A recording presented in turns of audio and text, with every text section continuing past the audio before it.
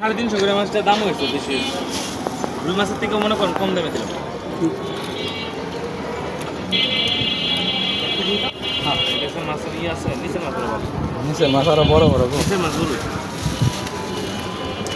এই রাগাটা নামা, নামা দে। রাগাটা নামা। এটা 1.5 কেজি আছে।